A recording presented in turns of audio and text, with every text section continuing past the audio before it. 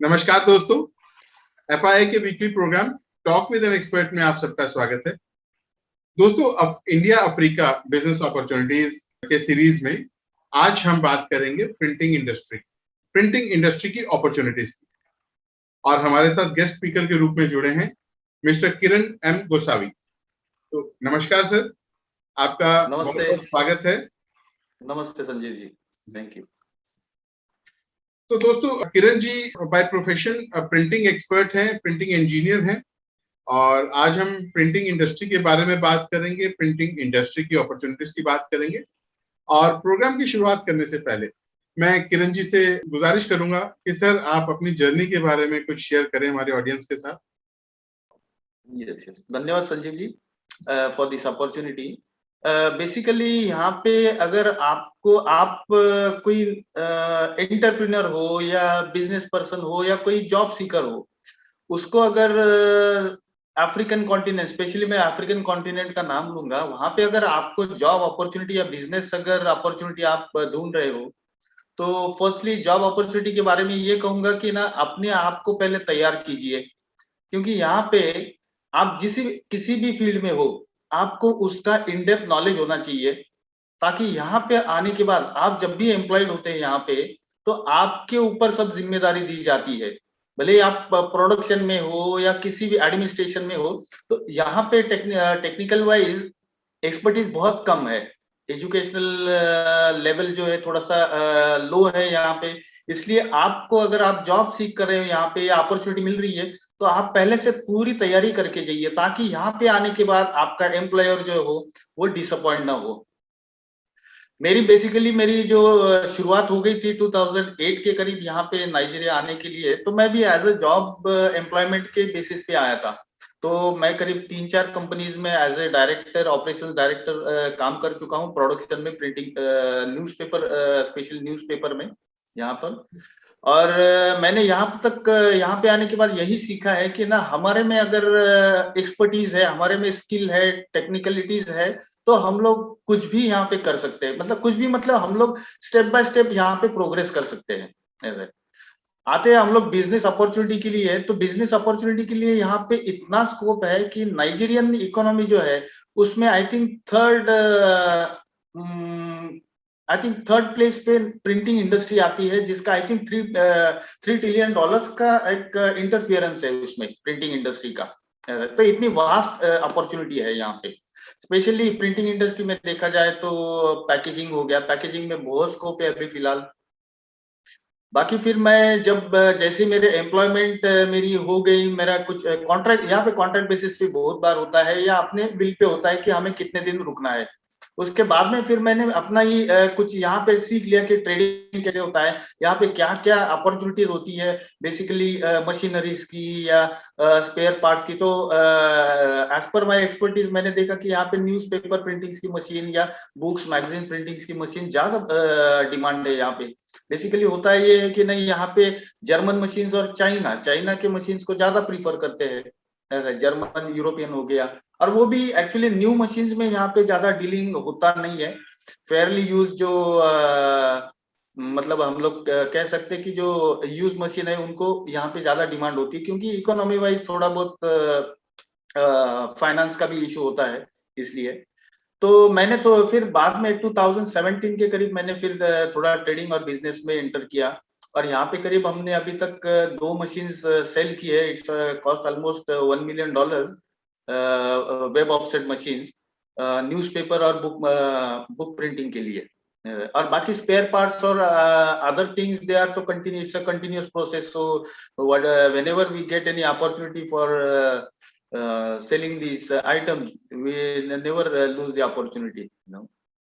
सो यहाँ तक का मेरा जर्नी ऐसे ही मतलब इतना सुखद वैसे रहा नहीं है, मगर मैंने अभी फिलहाल तो मैं सुखद ही मान रहा हूँ, क्योंकि मैं आज इस स्टेज पे हूँ कि थोड़ा सा बिजनेस भी कर रहा हूँ और 2 प्रिंटिंग प्रेस जो है वहाँ पे as a consultant general manager भी हूँ। तो इस ये स्टेप आने के लिए भी थोड़ा सा हार्डशिप तो करना ही पड़ा, क्योंकि फैमिली से दूर, यहाँ पे पहले मैं फैमिली से दूर अकेला ही था, तो एक नॉमिनल हमारा एक पर्सनल सैक्रिफाइस था। ऐसा उसके बाद में एक्सपर्टीज में तो हमें ऐसा है कि ना, हम लोग जहाँ भी जा रहे हो, जो भी काम कर रहे हो, उसमें तन मन से काम करो, पूरी जो हमारी एक्सपर्टीज है उसमें लगा लो, और जो भी हमारे साथ लोग हैं उनको ट्रेन करो। जब तक हम लोग उनको ट्रेन नहीं करते, आपकी एक्सपर्टीज दिखी नहीं जाएगी वहां पे कि आपको कितना आ रहा है। तो आप जब भी कहीं दूसरे कंट्री में हो या कहीं पे कहीं और भी हो, तो आप आपके खुद के बजाय आपके साथ के लोगों को लेके चलो, तभी आपकी एक लीडरशिप आपकी फॉर्म होगी। ऐसा है। जी, बहुत अच्छा लगा किरण जी, आपने अपनी जर्नी के बारे में भी शेयर किया और अपॉर्चुनिटीज का भी थोड़ा सा एक ब्रीफ दिया। तो ये बात तो है कि जब आप सबको साथ लेकर चलते हैं, सबको एजुकेट करते हैं और एक एज अ लीडर और रोल मॉडल आप अपने आप को प्रेजेंट करते हैं, तो डेफिनेटली ग्रोथ तो होती है और डेफिनेटली। उसका फायदा सभी को होता है और सभी का साथ एक म्यूचुअल बेनिफिट होता है, एक कॉमन बेनिफिट होता है। एग्जैक्टली। तो आगे अभी थोड़े से क्वेश्चन स्पेसिफिक करते हुए हम आगे प्रोग्राम को बढ़ाते हैं कि वैसे यस तो यस। आपने ऑलमोस्ट बहुत कुछ थोड़े से शब्दों में कह दिया। तो ये जो हमारा जो ऑडियंस में से पहला क्वेश्चन है कि जैसे हमने लास्ट वीक के एपिसोड में भी बात की थी हेल्थ केयर की, हमारे guest yes speaker Sudhir ji थे, सुधीर राठौड़ यस जी। यस। देन आज हम प्रिंटिंग इंडस्ट्री की बात कर रहे हैं और इंडिया और अफ्रीका के रिलेशंस की बात कर रहे हैं। तो ऑलरेडी अफ्रीका को एक एज अ अपकमिंग या बूम कह लीजिए, मार्केट में कह लीजिए, या अफ्रीकन मार्केट का जो एक स्कोप कहा जा रहा है, बहुत अच्छा नेक्स्ट मार्केट वही कही जा रही है। देन अभी आपने भी बताया जैसे $3 ट्रिलियन की मार्केट इसको माना जा रहा है। शेयर है। तो यस यस। प्रिंट इंडस्ट्री की अगर स्पेसिफिक बात करें तो प्रिंट इंडस्ट्री के लिए क्या क्या अपॉर्चुनिटीज हैं एज अ बिजनेसमैन और एज अ जॉब, दोनों के लिए जॉब। क्या क्या अपॉर्चुनिटीज हैं? बिजनेस, फर्स्टली बिजनेस के बारे में अगर देखा जाए तो यहाँ पे प्रिंटिंग इंडस्ट्री इतनी बड़ी है। यहाँ पे Nigeria actually is one of the largest economy in the whole African continent. तो यहाँ पे प्रिंटिंग इंडस्ट्री बहुत बड़ी है। प्रिंटिंग, नॉर्मल प्रिंटिंग से लेके मतलब आप फोन पे प्रिंटिंग हो या आपके टूथब्रश पे प्रिंटिंग हो, कैप पे प्रिंटिंग हो, टी शर्ट प्रिंटिंग हो, बुक्स हो, मैगजीन्स हो, posters, banners, all kind of offset printing. These are related to offset printing. Screen printing भी उसमें एक भाग आ जाता है। बाद में बहुत सारी प्रिंटिंग इंडस्ट्री इतनी डेवलप हो गई है आजकल कि आप मतलब यकीन नहीं मानोगे कि इतना वास्ट एक्सपोजर मिला है प्रिंटिंग इंडस्ट्री को। तो प्रिंटिंग इंडस्ट्री में अगर आप बिजनेस के तौर पे अगर देख रहे हो, तो उसमें आपको एक ही है कि आप पहले अपना सेक्टर चूज कर लीजिए। आपको कौन से सेक्टर में जाना है। प्रिंटिंग में बहुत सारे सेक्टर्स है, पैकेजिंग हो गया, फ्लेक्सिबल पैकेजिंग वगैरह, मोनो कार्टन वगैरह हो गए, या ऑफसेट प्रिंटिंग हो गई उसमें। तो उसको तैयार कर लीजिए, उसके पहले आप सर्वे कर लीजिए। उसके बाद में आपको चाहिए तो एक तो टेक्निकल एक्सपर्टीज आपके पास चाहिए, बहुत वो सबसे बड़ी बात है। टेक्निकल एक्सपर्टीज के बाद में आपको जो मार्केट कैप्चर करना है उसके बारे में इन-डेप्थ नॉलेज होनी चाहिए। उसके बाद में आप प्रॉपर तरीके से आप रजिस्ट्रेशन प्रोसेस जो यहाँ के गवर्नमेंट नॉर्म्स के हिसाब से आप वो फॉलो करके आप आपकी कंपनी यहाँ पे सेटल कर सकते हो या रजिस्टर कर सकते हो और चला सकते हो। उसके बाद में आपको क्वालिटी वगैरह का मेन ध्यान रखना पड़ेगा। जब आपके पास सही टेक्निकल एक्सपर्टीज है तो क्वालिटी डेफिनेटली मेंटेन हो जाएगी। उसके बाद में आप प्राइवेट सेक्टर्स में आप मतलब रीच आउट कर सकते हो कि ना आप कहाँ से जॉब ले सकते हो। यहाँ पे बहुत सारे प्लेसेस ऐसे है कि ना वो प्राइवेट इंस्टीट्यूशंस या प्राइवेट कस्टमर से ही इतना बिजनेस कर रहे हैं कि उनको मतलब 24 hours they are running their press. बाद में सेकंड सेक्टर उसी में आता है गवर्नमेंट जॉब। गवर्नमेंट जॉब भी प्रिंटिंग के इतने हैं, एजुकेशन मिनिस्ट्री हो गया या बहुत सारे पॉपुलेशन कमीशन। फिलहाल जो हम लोग एक प्रोजेक्ट के काम कर रहे हैं पॉपुलेशन कमीशन के प्रिंटिंग प्रोजेक्ट के ऊपर, तो उसमें वेरियस सेगमेंट्स है उनके मतलब डेली फॉर्म्स रहते हैं या मैगजीन्स रहते हैं। Magazines actually it's daily work की, यहाँ पे कुछ ना कुछ मैगजीन्स हो गया या ईयर एंड उनका फाइनेंशियल रिपोर्ट्स वगैरह हो गए। तो ये सब अपॉर्चुनिटीज यहाँ पे है प्रिंटिंग इंडस्ट्री में। बाद में आते हैं हम लोग जॉब के बारे में। तो जॉब के बारे में यहाँ पे रिक्वायरमेंट तो हमेशा होती है, प्रिंटिंग इंडस्ट्री में रिक्वायरमेंट हमेशा होती है यहाँ पे। तो आप यही है कि आप राइट चैनल थ्रू जाए, ना कि कोई एजेंट थ्रू, क्योंकि यहाँ पे केसेस भी मैं एक बहुत अच्छी सलाह देना चाहूंगा जो भी यहाँ पे जॉब सीख कर रहे हैं कि आप अगर आप यहाँ पे किसी को जानते हो तो किसी जानकार के थ्रू आए, जो भी आपका ट्रस्टेड चैनल हो उसके थ्रू आए। कोई फ्रॉड एजेंसी जो आपको सिर्फ पैसे लेके आपको यहाँ पे जॉब देना चाहती है विदाउट एनी वेरिफिकेशन, क्योंकि यहाँ पे हो सकता है बहुत केसेस हो गए हैं कि यहाँ पे फ्रॉड कंपनीज निकलती है, फ्रॉड कॉन्टैक्ट भी निकलते हैं, तो इसलिए उससे बच के रहे। और दूसरी बात है कि ना अगर आपको जॉब अपॉर्चुनिटी मिल रही है तो उसका सोना कीजिए, क्योंकि यहाँ पे जब जॉब अपॉर्चुनिटी मिल जाती है तो Nigerians they trust Indians very much. आज अगर देखा जाए तो नाइजीरिया में इंडियन पीपल्स की इतनी रिस्पेक्ट है कि majorly in the finance position Indian peoples are sitting at the chair at the best positions, you know, finance actually. So finance is a crucial matter actually for a company, you know, financial matter, you know. So likewise same in the same perspective Indians को क्या है कि ना जो भी jobs यहाँ पे opportunity देख रहे हैं, अपने आप को तैयार कर ले जिस भी फील्ड में जा रहे हो। सपोज आप ऑफसेट में जा रहे हो तो शीट फेड, ऑफसेट में भी शीट फेड वेब ऑफसेट दो तरीके के सेगमेंट है। तो आप जिस सेगमेंट में जा रहे हो उसका आपको, अगर आप एज ए प्रोडक्शन पर्सन जा रहे हो तो आपको उसका मशीन का इन डेप्थ नॉलेज होना चाहिए, ऑपरेशनल का भी और मेंटेनेंस का भी। जैसे यहाँ पे मेंटेनेंस कल्चर का थोड़ा सा अभाव देखा गया है कि मेंटेनेंस जो कि हमारा जनरल मेंटेनेंस होता है, प्रिवेंटिव मेंटेनेंस या प्रेडिक्टिव मेंटेनेंस, उसी को हम लोग यहाँ पे फॉलो, मतलब यहाँ का कल्चर जो है वो फॉलो नहीं कर पाता है ऐसा। तो हमको उनको सिखाना पड़ता है कि आपको, अगर आप इस स्टेज से आप मशीन या आपकी पूरी फैक्ट्री जो है वो मेंटेन करोगे तो आपको कोई दिक्कत नहीं आएगी। आप you will save 50% of your cost because of the clean and proper maintenance schedule ऐसा है। तो ये शेड्यूल्स वगैरह यहाँ पे इंप्लीमेंट करने के लिए या कोई अच्छी प्रोसेस इंप्लीमेंट करने के लिए यहाँ पे आपको खुद को तैयार होना चाहिए, आप खुद ही उसमें एक्सपर्ट होना चाहिए, आपको सब चीजों की मालूमात होनी चाहिए।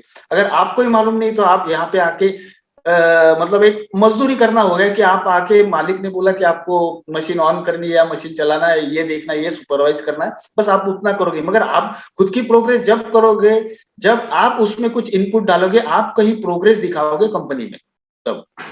तो मेरी यही एक सलाह है कि ना आप जब भी आओ तो कोई अच्छे चैनल से आओ और आपको खुद को तैयार करके आओ ऐसा है। और वही बिजनेस पीपल जो कम्युनिटी है उनके लिए भी यही कहना चाहूंगा कि ना वो आए, तो बहुत सारी अपॉर्चुनिटीज यहाँ पे है। हम लोग हमारे एफआईआई के थ्रू हम लोग बिजनेस कम्युनिटी को यहाँ पे बहुत अच्छे तरीके से सपोर्ट कर सकते हैं इन केस ऑफ रजिस्ट्रेशन, और in all possible way we can assist them for setting up their industry also, you no.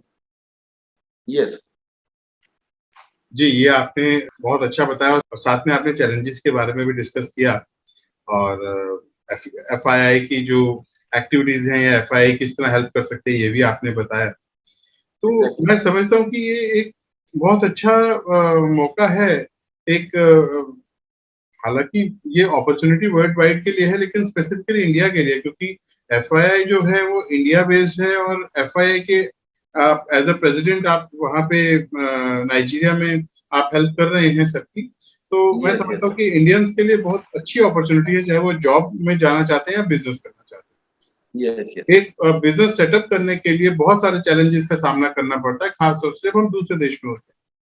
तो यहाँ पे आपकी हेल्प से और एफआईआई की तरफ से जो सपोर्ट बिजनेसमैन को मिलेगी वो यह काफी परेशानियों को कम कर देगी। एग्जैक्टली यस, क्योंकि ऑन ग्राउंड हम लोग यहाँ पे है तो हमें बहुत सारी सिचुएशंस का पता होता है। इसलिए जो भी कोई नया बिजनेस कम्युनिटी यहाँ पे आती है तो उनको कौन सी चीज से सावधान होना चाहिए, किस प्रॉपर चैनल से जाना चाहिए, वो हम लोग उनको असिस्ट कर सकते हैं। जी, तो सर अपने इस प्रोग्राम को आगे बढ़ाते हुए अगला क्वेश्चन ये है कि हमने बिजनेस की भी बात कर ली और अपना जॉब की भी बात कर ली। अब बिजनेस में भी दो तरह की अपॉर्चुनिटीज होती हैं, एक जो खुद बिजनेस करना चाहते हैं और दूसरे जो अपना इन्वेस्ट करना चाहते हैं। तो ऐसे में प्रिंटिंग इंडस्ट्री में अपॉर्चुनिटीज का आप क्या बताना चाहेंगे? ये तो बहुत अच्छा सवाल है और डाइवर्सिफाई जो किया है आपने उसमें कि जो खुद बिजनेस करना चाहते हैं और जो इन्वेस्टमेंट करना चाहते हैं। अभी इन्वेस्टमेंट करना चाहते हैं तो फिलहाल तो मैं मेरा मेरा एकदम मतलब एक कैंडिड ओपिनियन ये रहेगा कि इन्वेस्टमेंट के लिए this is not the right time. क्योंकि अगर आप इन्वेस्टमेंट कर रहे हो through a government channel with मतलब आप गवर्नमेंट के साथ काम कर रहे हो तो यू हैव सम अपॉर्चुनिटी और chances of getting the revenue back, you know. But अगर आप प्राइवेटली इन्वेस्टमेंट कर रहे हो तो थोड़ा सा रिस्की है, क्योंकि यहाँ से फॉरेक्स का थोड़ा सा इश्यू होता है हमेशा। फॉरेक्स जब आपका प्रॉफिट यहाँ पे हो जाता है तो आपको अगर आपका प्रॉफिट शेयर करना है इंडिया के साथ में, बेसिकली मैं इंडियन कम्युनिटी की बात करूंगा, इंडियन बिजनेस कम्युनिटी की, जो प्रॉफिट हम लोग इंडिया शेयर करना चाहते हैं, भेजना चाहते हैं, तो यहाँ से रेमिटेंस हो नहीं पाता है, क्योंकि आपको डॉलर्स फॉरेक्स मिलने में आपको बहुत तकलीफ होती है ऐसा है। तो इसलिए अगर आप कोई इन्वेस्टमेंट प्लान कर रहे हो तो थोड़ा देख के कर लीजिए, एक 4 लोगों से जो यहाँ के स्थायिक हो या यहाँ के लोकल कम्युनिटी हो, इंडियन स्पेशली इंडियन कम्युनिटी, उनसे बात करके फिर आप इन्वेस्टमेंट का रिस्क लीजिए ऐसा है।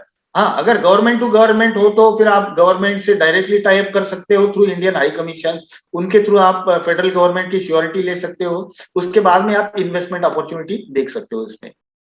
अभी बात आती है प्राइवेट सेक्टर्स के लिए, तो प्राइवेट अगर पर्सन जो है वो अपना बिजनेस स्टार्ट करना चाहता है तो अपने खुद के बलबूते पे उसको यहाँ पे सब मटेरियल्स ला सकता है, वो यहाँ पे शिपिंग कर सकता है, वेयर हाउस लेके या ऑफिस लेके वो अपना बिजनेस स्टार्ट कर सकता है, मार्केटिंग टीम हो उसकी अच्छी, अच्छे प्रोडक्ट हो, जो भी कॉम्पिटिटिव हो, प्राइजेस भी कॉम्पिटिटिव हो, उससे वो अपना बिजनेस चला सकते हैं। मगर उसमें भी एक बात है कि आपको पहले 1 साल तो आपको थोड़ा सा स्ट्रगल है कि आपको मार्केट, पहले तो आप मार्केट सर्वे कर लीजिए, उसमें क्या क्या आपको डिमांड है, मार्केट की डिमांड क्या है। उसके बाद में अगर उसमें भी 2 ऑप्शन है, एक तो आप आपका मटेरियल यहाँ पे ला सकते हो, प्रोडक्ट ला सकते हो और यहाँ पे स्टोर कर सकते हो, या फिर आप फ्री ट्रेड कर सकते हो कि यहाँ पे आप ऑफिस है आपका, आप जैसे जैसे मार्केट कर रहे हो, आपको कोई अपॉर्चुनिटी मिलती है, कोई डिमांड आती है, तो आप डायरेक्टली इंडिया से शिप करके क्लाइंट को दे सकते हो, क्लाइंट के नाम पे शिपिंग कर सकते हो ऐसा। क्योंकि उसमें रिस्क ये कम है कि ना आपको फिर आपकी जो वैल्यू है यहाँ पे जो इन्वेस्ट हो रहा है आपके स्टोर्स में, या लैंड इन्वेस्टमेंट जो है स्टोरेज में वगैरह, या प्रोडक्ट में इन्वेस्ट करके आप रखे हो 1 महीना व 2 महीना, वो इन्वेस्टमेंट आपकी थोड़ी कम हो जाती है। जैसे ऑर्डर मिलती है फिर आप ऑर्डर प्लेस करके इंडिया से मंगवा के देते हो तो तुरंत आपका फिर प्रॉफिट थोड़ा सा मार्जिन बढ़ जाता है उसमें।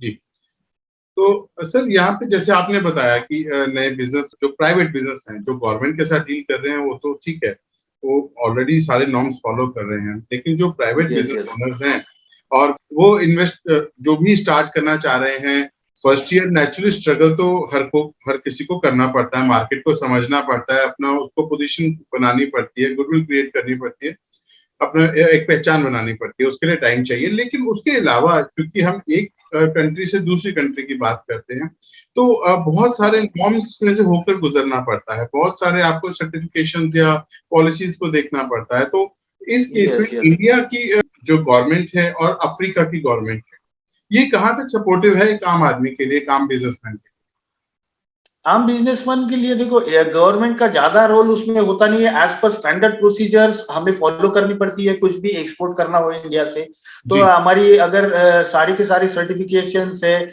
या जो भी प्रोसीजर वो फॉलो कर रहे हैं तो हमें एक्सपोर्ट करने के लिए इवन मुझे लगता है कि ना यहाँ पे आज ये करना मतलब बात कहनी चाहिए कि फिलहाल जब से ये 2014 से जो हमारी एक नरेंद्र मोदी जी के अंडर जो गवर्नमेंट चल रही है, उन्होंने एक्सपोर्ट के लिए बहुत बढ़ावा दिया है और बहुत अच्छे अच्छे उन्होंने स्कीम निकाले हैं, तो उसका फायदा हम ले सकते हैं।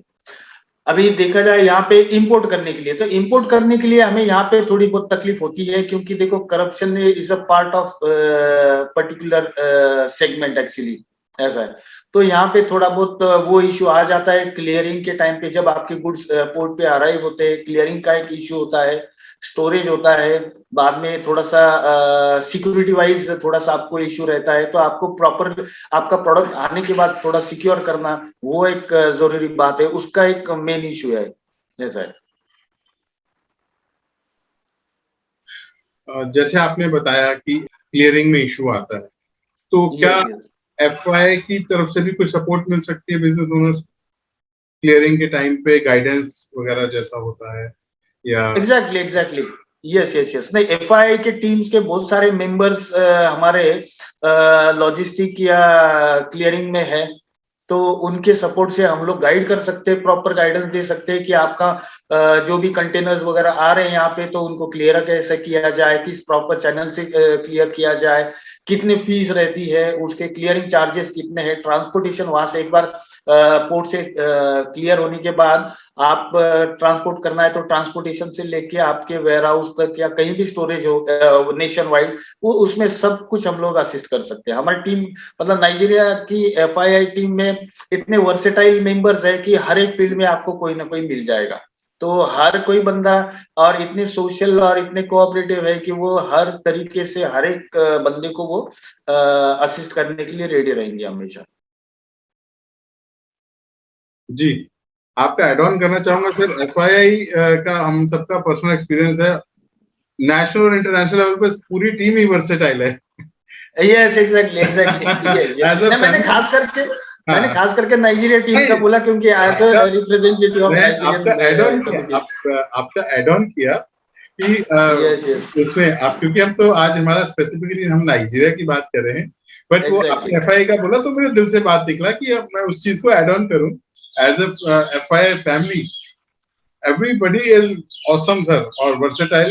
इसमें मैं नहीं समझता हूँ कि ऐसी शायद ऑर्गेनाइजेशन वर्ल्ड में कोई और हो जो सपोर्ट, जो अपनापन, जो एक एज अ फैमिली पार्ट होता है।